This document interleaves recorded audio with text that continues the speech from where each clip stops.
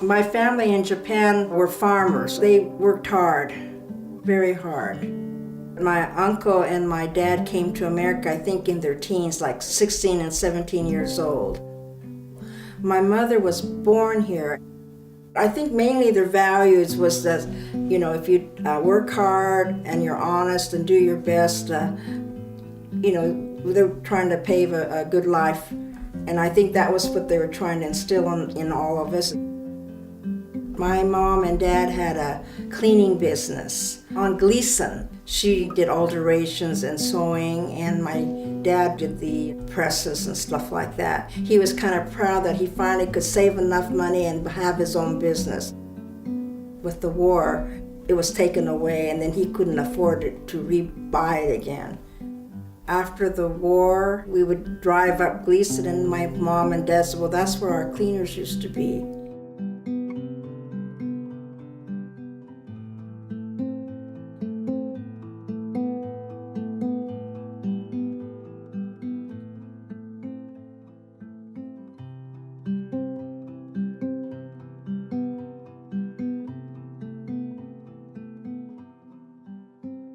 When we first went to Vanport, it was after they closed Minidoka, and the family was looking for reasonable, cheap housing, and only thing available was at Vanport.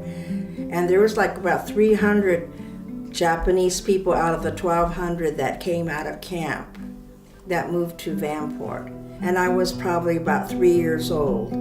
I remember my brother playing marbles, and I think I used to do jump rope and things like that. I think my dad took whatever job he could get after we came back from camp.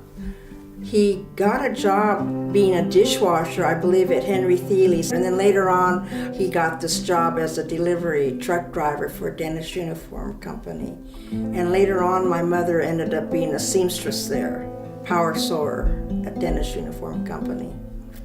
We went to church, but for some reason, I do not know why we didn't go the day of the flood. It was just one of those unusual Sundays that we were home, and I remember my mother was saying there was a flyer that says, don't panic, the dike will not break, and we'll warn you, give you plenty of warning. But the next thing I know is that we hurled in our car and picked up the Ikata family, I think the Kasabuchi family, and another family, Ikata family, and we just all piled in our car. We were all like sardines in the car, and even on the running board. And Dad was driving up Denver Avenue, and I could kind of see the water coming, but we were able to make it safe past up to Denver and in safe grounds. We were able to save, 3 or 4 Japanese families out of Vanport. My mother was saying is that for some reason, the Red Cross did not want to help the Japanese people. And I think maybe because they still felt hesitant, because they still thought we were still the enemy, even though the war was over. Only people from the Japanese community helped us, staying at the churches, the Japanese churches. My mom says, we lost everything again because they lost everything before the war, going to camp, and then they lost again in Vanport. So they said, we have to start all over again.